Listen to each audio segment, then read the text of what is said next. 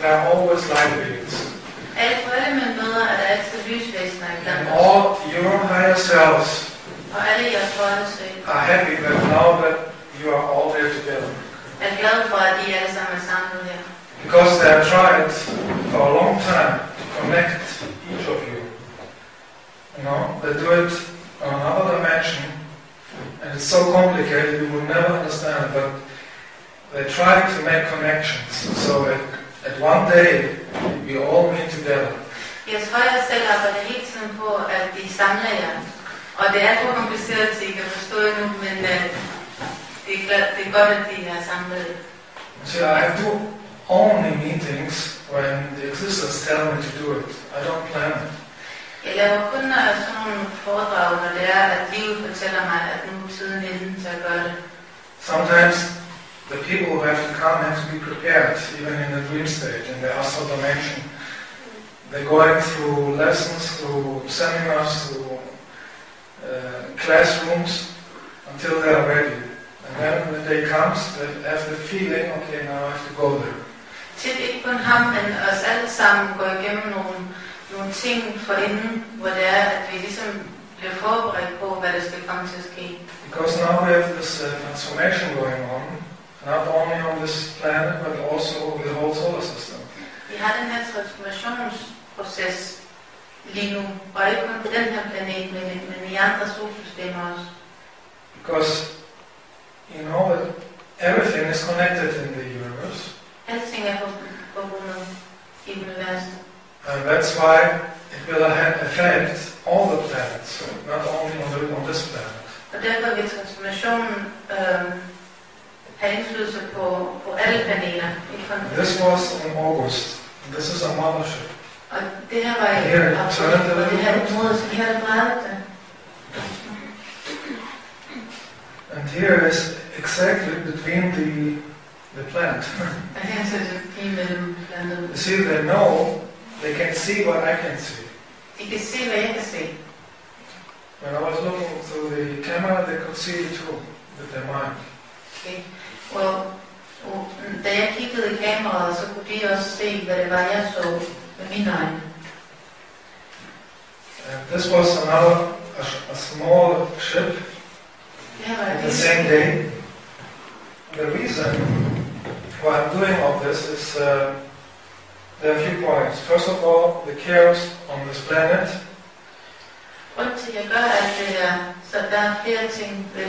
is increasing because people do not live spiritual. For det første så er der kaos på den her jord, fordi at folk de har glemt deres spiritualitet. And so the reason for these meetings is to help people to become spiritual. Så grunden til sådan nogle møder opstår, det er for at hjælpe folk til at blive mere bevidste om deres spiritualitet. And also to help, so one day we can have, as a planet, a contact with other beings. Det vil så medføre, at vi en dag kan have kontakter med andre væsener fra andre planeter. So we're going to create some good energy tonight, so we can help in this transformation from the planet. So the transformation is not too destructive. Så lad os skabe noget godt energi her i aften. Så overgangen til it's not destructive. ja, så overgangen ikke bliver alt for voldsom. I think there are many teachers on this planet, and each teacher gives you something else. It's like in a school, you have certain classes, and in each class you have something else to learn. Der er mange lærermestre på den her planet, og de er alle sammen for at lave sådan noget forskelligt. The meaning of life is the development of the heart and the consciousness. Meningen med livet, det er at udvikle ens hjerteenergi og ens bevidsthed. Because in order to get in a higher dimension, you have to be free of all negative energy. Så, og det man må gøre, hvis det er, man vil op på de høje dimensioner, det er at give slip på al negativiteten. And the frequency now is rising. since many years, but now we are coming to the peak. Frekvensen har steget i mange år, men nu kommer vi til et højdepunkt. And that means that everything that is in a lower density, in a negative energy, will have the strongest cleansing. Og det betyder, at alt det, som man kan sige, allermest negativt, at vi kommer til at opleve en meget stor udrensning. And spiritual people who are working on themselves, on the character, on the emotions, they will have no problem with this new energy. Mennesker, som arbejder med dem selv på åndelig plan, de kommer ikke til at have så store problemer med det. We are all responsible for this planet, how easy or how hard this transformation would be. Og nu er vi alle sammen på den her planet ansvarlige for at være med til at bestemme, hvor nemt vi vil have det, eller hvor svært vi vil have det igennem den her transformation. We are not only responsible for our own self, we are also responsible for the planet and the rest of the universe. Vi er ikke kun ansvarlige for os selv, vi er ansvarlige på vegne af hele den her planet og hele universet.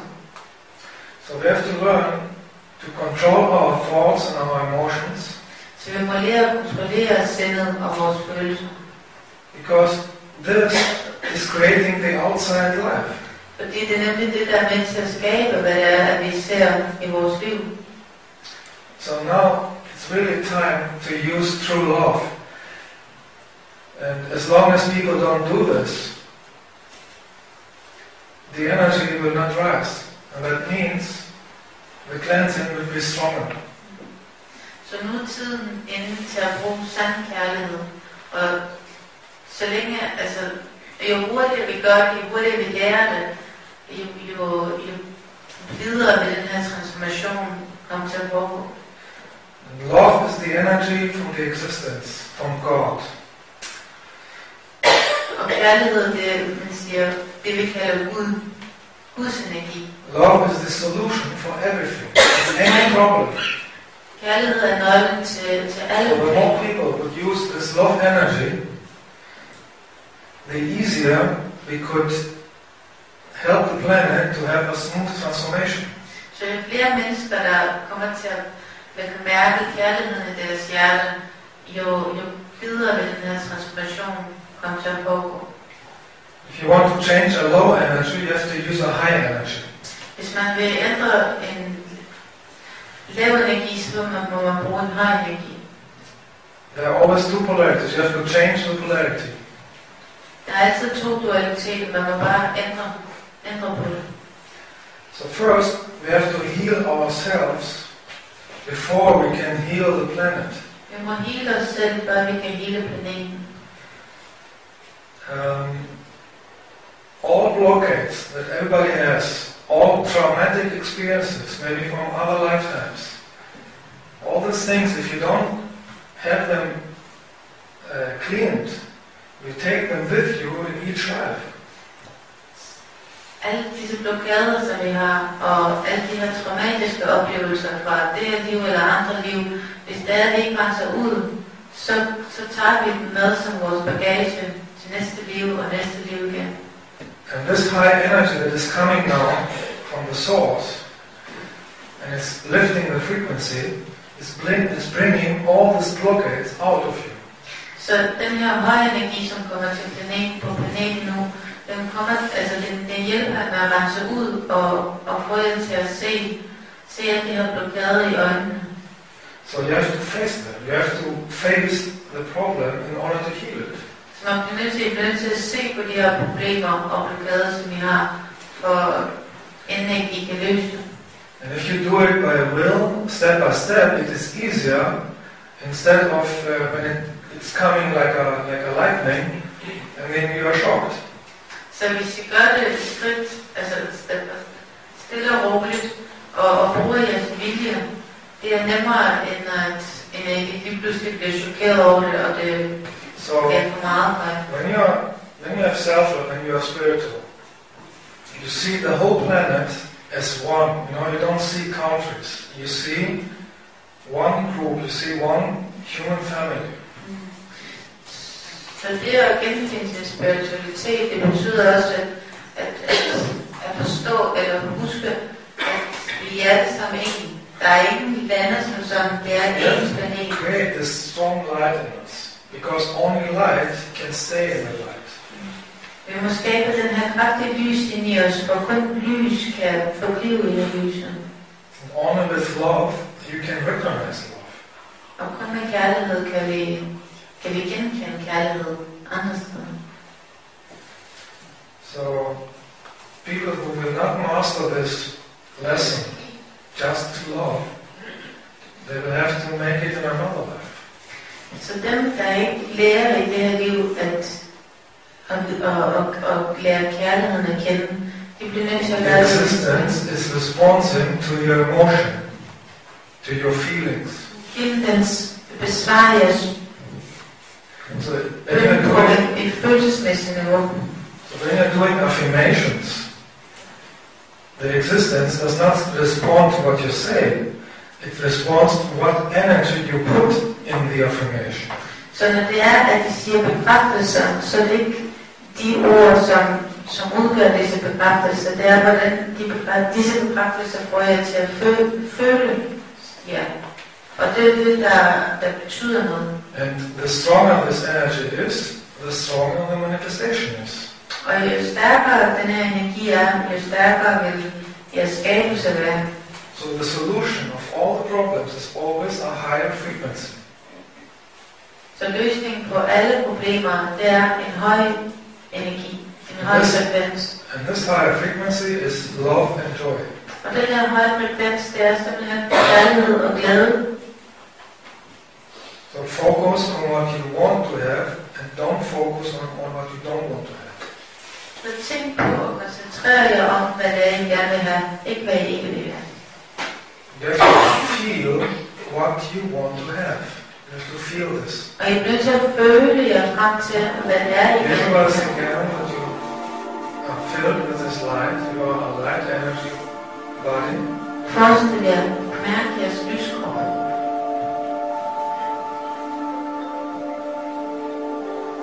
And visualize that all the things that we have said, they get energy. We are giving them energy. Forestil jer, at I giver alle disse ting, som I selv har sagt ind i jer selv, energi. I giver det energi, så det kan vokse. Not a question, but just to say that we are really happy to know you. Nice you to come here. Thank you. Yeah. Mange tak.